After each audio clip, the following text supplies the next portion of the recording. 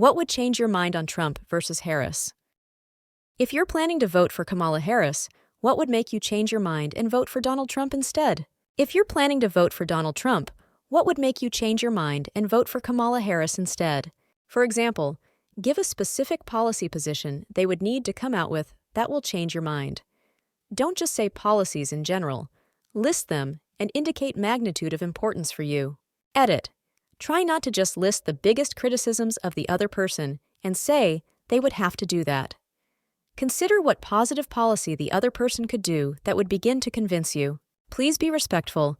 Detail and nuance are always appreciated. The strongest post is one that steelmans the other side in addition to arguing for your position. I would happily vote for a Republican other than Trump. I don't view this election as a contest of policies, as I am actually not progressive and disagree with many policy aims of the Democrat Party. However, I am a Republican for Kamala because I simply don't trust Trump. For me to switch from Harris to Trump? Nothing. Every morning I wake up, it's January 6th, 2021. Had Trump conceded the election just a few hours earlier than he did, he might have prevented the historic stain of a riot sending our elected representatives into hiding and breaking our centuries-old record of peaceful transfer of power. That he was silent when any responsible American leader should have spoken to uphold our Constitution is, for me, unforgivable. The Republican Party's inability to repudiate this historic aberration, but in fact renominate him, makes me fear for the life of our republic. I do not know why any Trump supporter believes his promises are more valuable than a diploma from Trump University. I simply don't trust con men, and I don't understand the people who think this is actually an election about policies of any kind. Great post! I'm not a huge fan of the two-party system, but I love Republicans like you who participate honorably. I long for the days where the two parties, and ideally more than that, could compete with ideas. Be easy, friend. I'd add that a strong and well-meaning GOP creates a stronger Democratic Party. Iron sharpens iron, and at the minute, the GOP looking like a party of bitter, regressive, hateful people gives the Dems, ostensibly my party, way too easy of a time. Harris-Walz need only say generic platitudes and let Trump go supernova. It genuinely sucks to have a party unable to get out of its own way. This is the thing that people just don't understand. It wasn't a temper tantrum and spur-of-the-moment riot. Trump and his team were actively trying to coup our government. Mike Pence wasn't going along with it, which is the exact reason expressed by Trump himself that he assembled the mob on January 6th and had them march on the Capitol. He tried to coup, it wasn't working out, so he upgraded it to an insurrection. Basically, if a single solitary drop of blood in your veins bleeds for the rule of law and for democracy, you will not vote for Trump. You will not only not vote for Trump, you will vote in whatever way maximizes the likelihood of him losing. This is coming from a sincere place, and I'm genuinely curious. What do you make of the MAGA movement coming out of the Republican Party and millions of Republicans voting for Trump twice, in 2016 and 2020? Because to me, it feels like cognitive dissonance, since the group of people that shares your values actually voted for someone like Trump. I've heard people say that Republicans in the past were more upright, say even as recent as McCain's bid for the presidency. But in the videos during McCain's concession to Obama, the people even then believed things like birtherism and that Obama is a Middle Eastern terrorist, which to McCain's credit he shut down immediately. So, I want to understand how someone considers themselves to be logical and morally good, but somehow supports a party that enabled Trump ascent to power. It feels like those two things contradict each other, because I feel that conservatism is what led to figures like Trump. And we see this in lots of places, with conservative bases being the birthplace of far-right figures. So, I guess this is a CMV, and I really want to understand how you make sense out of this. Don't think of Republicans as the politically conservative party. That's a misnomer. Think of them as a radical opposition party. They do not conserve, they oppose. They oppose Democrats, and that's about it. Since Newt Gingrich in the 90s, it's been this way. Everything makes a lot more sense if you stop granting them the undue decorum of being political conservative. Agreed. I was a die-hard Republican until the Iraq War WMD lie was exposed. I could easily vote for a moderate Republican, but they've been eliminated from the party, or are in hiding. It is completely nuts that the modern Republican Party is wildly in love with a guy who demanded the termination of the Constitution and roots for Vladimir Putin to defeat NATO. I wouldn't have dreamt of it in a million years. Well said. I've voted Republican for the first 3 decades of my voting life, but I could not and cannot support Trump and his sycophants. The Republican Party of today bears no resemblance to what I once supported, or at least thought I was supporting. They are cruel and corrupt, and their policies are no more than empty populist BS, adopted or discarded for political expediency. There is no policy Trump could change that could change how I feel, because Trump has no policies, only BS that he spouts because he thinks it will help him. And these days, the BS he is spouting is so unintelligible and absurd that it doesn't even qualify as a position. Trump and Trumpism stands for nothing more than the politics of greed, fear, and hatred. Well said. I've said on several occasions that if we can't agree about what happened on January 6th, then I'm afraid there's never going to be any daylight between me and a Trump supporter. January 6th should have erased any doubt in your mind about what kind of person Trump is. But what's frustrating to me is that it's always been clear what kind of person Trump was, even before he was president. He has always been a con man, stupid and self-centered, and he continually reaffirmed those traits all throughout his presidency.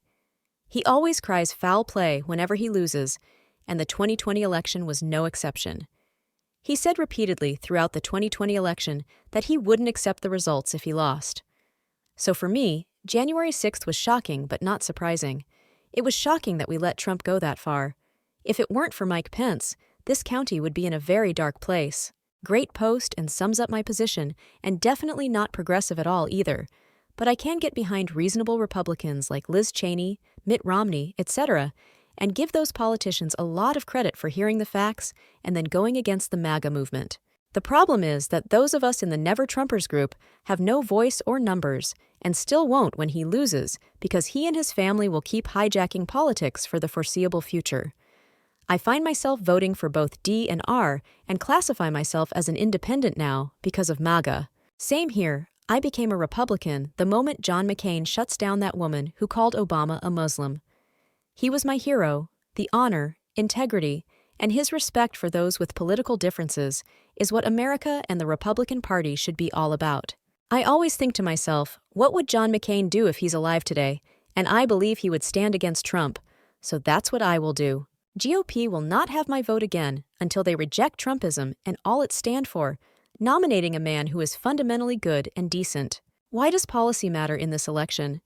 You only need to look at their documented background and record to know that only one candidate is even appropriate for consideration. To wit, Trump is a convicted felon for falsifying documents in an attempt to hide a tryst with a porn star, and who tried to overturn an election to remain in power and has been found liable for fraud, sexual assault, and defamation, not to mention cheerleaded an assault on our Capitol and Congress to delay or stop election certification. He also was impeached twice and has pending criminal prosecutions for illegal election activity. On the other hand, Harris has 0 of any of the above. So isn't the choice like a no-duh situation? In other words, policy is irrelevant, as Trump is clearly inappropriate to hold any position of honor, decency, and trust in our civil society. Policy positions in this election are like discussing the intricacies of global monetary theory before a kindergarten class. Kind of a meaningless exercise. Why does policy matter at all when it comes to Trump? If John Gotti or Bernie Madoff or Al Capone had run for office, would you consider their policy positions? It's silly to even do that in this election cycle. So the answer is, no rational thinking person should vote for Trump. Therefore, the clear choice is only Harris. I rest my case. Harris voter here. To me, character and decency is most important. I would change my voting if all the following take place.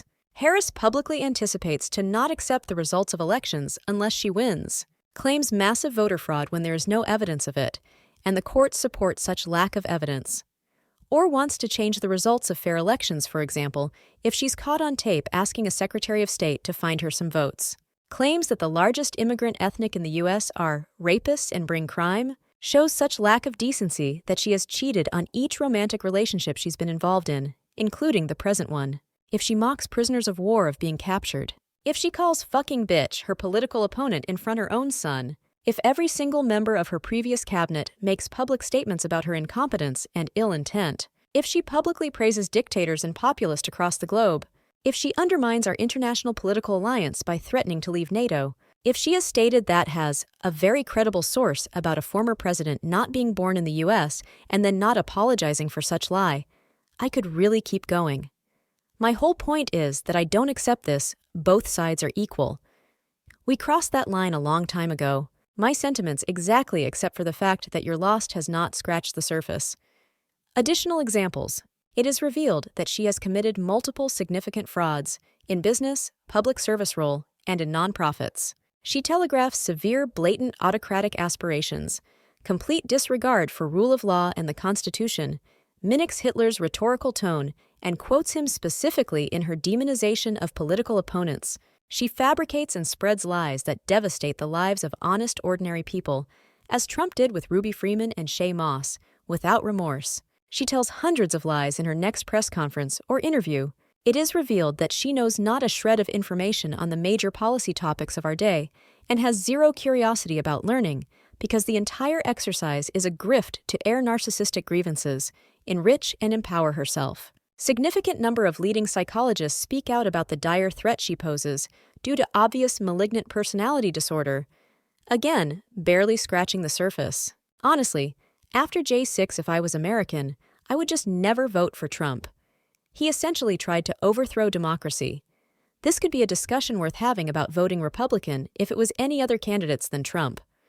Also, with the recent court decision to give the president criminal immunity, I would be even more scared voting for him. As a left-leaning person, even if the Democrat candidate was even more right-wing than Trump regarding economics and more conservative, without the fascist tendencies of Trump, I would still vote for that person over Trump. When democracy itself is in danger, I don't care about left and right, because once democracy is gone, debating about which side is right is impossible. Even if a dictator sides with my ideologies, I still want to hear from the other side because sometime I'm wrong, and my political side too. There is no possible policy position that could make me or any reasonable liberal American vote for Trump, because we would have to believe that 1. He'll actually implement the policies. He's the biggest liar, so this near impossible. 2. He's capable of doing so. He hires the worst team and screws over anyone he works with, so unlikely. 3. He won't massively corrupt or fail 100 other things, even if he somehow managed to accomplish the thing we voted for. So realistically, the only remotely conceivable way that I could vote for Trump is to undo history. For example, if it turns out that he actually did win the 2020 election, and he actually did have evidence of this, maybe. And I say maybe, because even then, why not present the evidence instead of criminally trying to overturn it? But sure, for the sake of argument, suppose that all of the facts he lied about, like hurricane paths and the election, new evidence comes out to prove him right. And new evidence comes out showing he actually didn't rape that woman, and didn't commit campaign finance fraud, and didn't commit business fraud. Sure, absolutely. But you would need to ask us not to believe our eyes and ears. I'd be open to voting for any non-MAGA Republican. I mean, Democrats as a whole are not great at all, but these MAGA Republicans are just fucking awful. Honestly, Donald Trump is just such a low-life scumbag that there's really nothing that can make me vote for him. It's about ethics.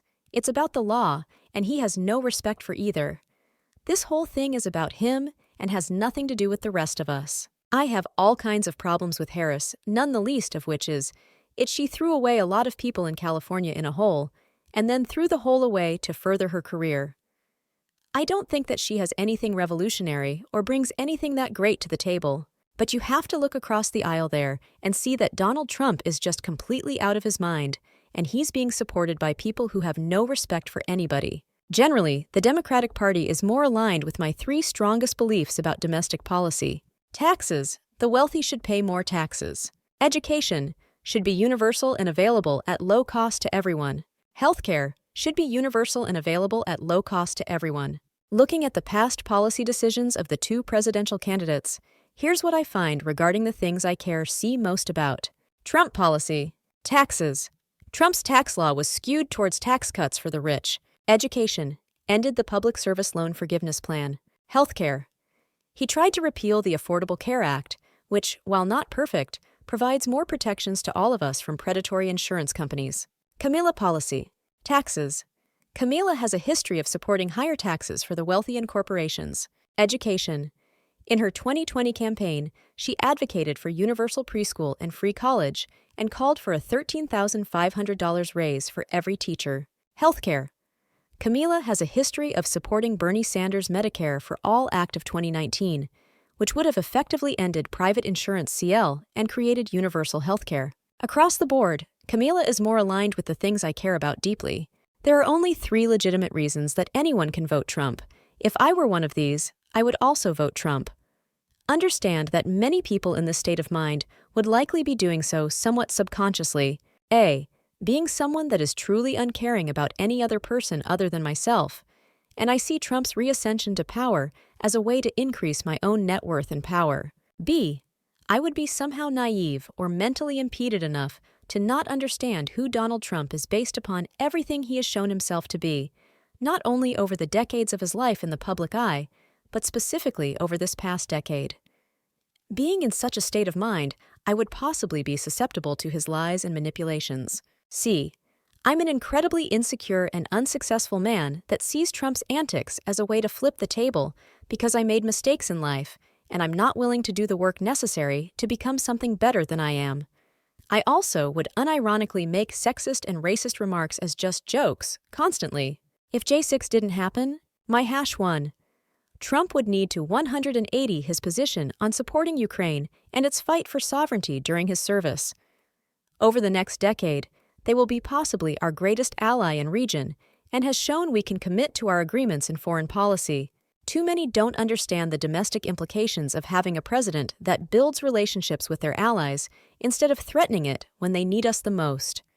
Other countries watch this carefully and will affect deals we secure in the future. NATO has grown because of this as well. Reasonably speaking, nothing could make me vote for Trump. Firstly, I strongly disagree with most Republican policies, to the extent that they actually express any instead of just standing for opposition. Secondly, he has deep character flaws that he has shown no interest in correcting. Like if your spouse cheats on you, and then after you catch them and call them out on it, they spend the next 2 years doing everything in their power to destroy you and ruin your reputation. And then someone asks you, what could your spouse do to get you to take them back? The question would be ridiculous on its face. Maybe if they spent years in therapy and spent a lot of time proving they'd changed, it would be a consideration. But even then, I'd be like, why should I give them the chance when they were so awful? The election is just months away.